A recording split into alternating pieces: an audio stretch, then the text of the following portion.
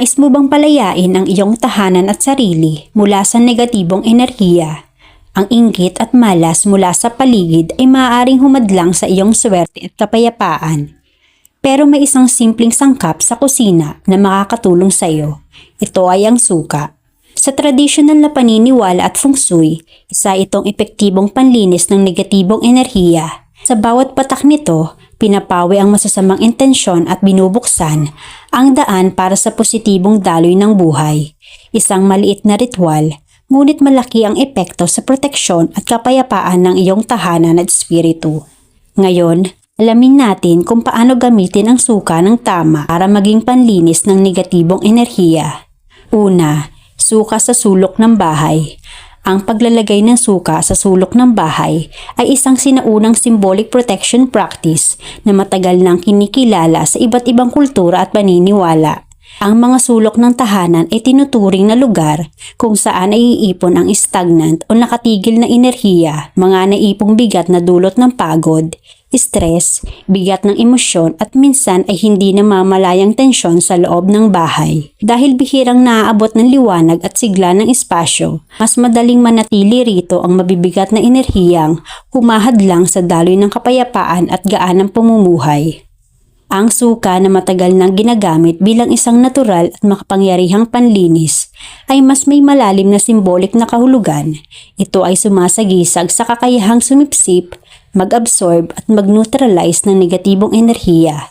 Sa paniniwala ng marami, ang suka ay nagsisilbing panangga laban sa inggit, masamang hangarin, sumpa, kulam at emosyonal na bigat na maaaring pumasok o manatili sa loob ng tahanan. Tahimik nitong hinihigop ang hindi ka nais-nais na naipong bigat upang manatili ang balanse ng enerhiya sa bahay. Sa kabuuan, ang paglalagay ng suka sa mga sulok ng bahay ay isang ritual ng intensyon at paglilinis. Isang paalala na pinipili mong palayain ang isang espasyo mula sa negatibo at bigyang daan ang kapayapaan, gaan at positibong daloy ng swerte. Kapag malinis ang enerhiya ng tahanan, mas nagiging bukas ito sa biyaya, pagkakasundo at mas magaan na pamumuhay para sa buong pamilya. Paano ito gawin? Maghanda ng malinis na transparent na platito o baso. Lagyan ng puting suka. Pwede rin itong haluan ng kaunting tubig kung nais. Ilagay sa 4 na sulok ng bahay. Habang inilalagay, isipin at isigaw sa isip ang iyong intensyon. Palitan ng suka tuwing Linggo, Lunes o kapag namahon na ito. Maaari ring gawin ito sa panahon ng bagong buwan para sa mas malakas na epekto ng paglilinis at positibong enerhiya. Pangalawa, suka sa paglilinis ng bahay. Ang paggamit ng pinaghalong suka at tubig bilang panlinis sa bintana at sahig ay isang tradisyonal na mabisang paraan ng pagpapalayas ng negatibong enerhiya sa bahay. Pinaniniwalaang tinutulungan nitong alisin ang galit, inggit, at malas na maaaring naipon sa paligid, lalo na sa mga sulok o bihirang nalilinis. Bukod sa pisikal na kalinisan, nagdudulot din ito ng panibagong sigla, katahimikan at balansing enerhiya na nagbibigay daan sa mas maayos at positibong daloy ng buhay sa tahanan.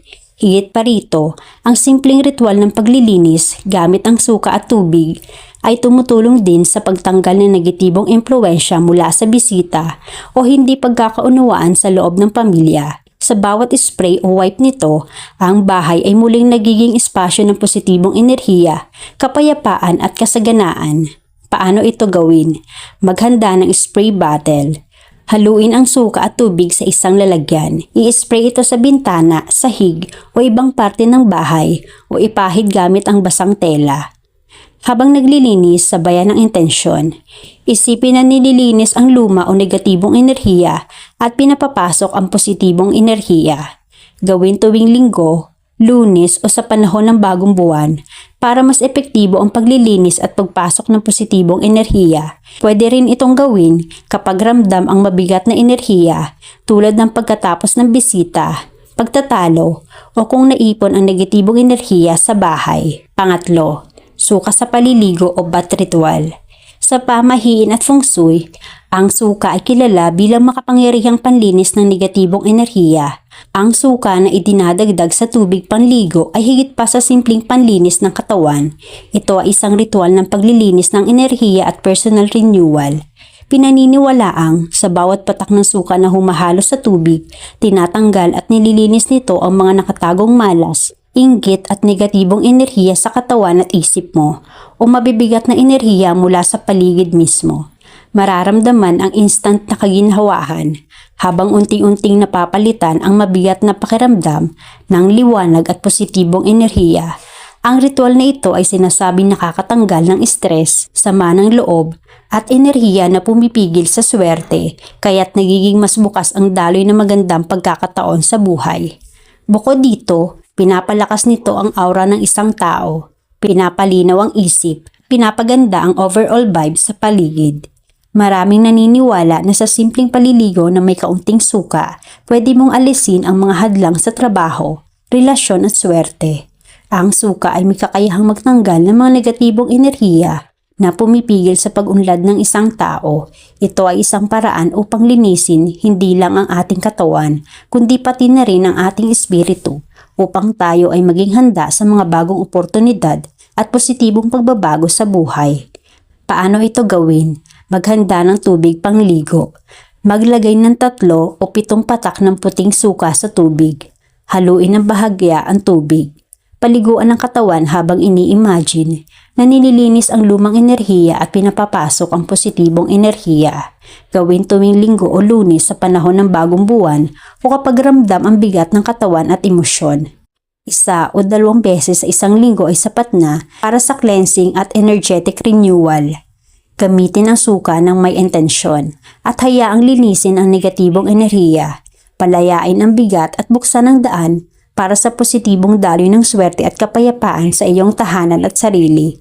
Salamat sa panunood. Para sa mas marami pang gabay sa pag-ayos ng enerhiya sa iyong tahanan, huwag kalimutang i-like at mag-subscribe.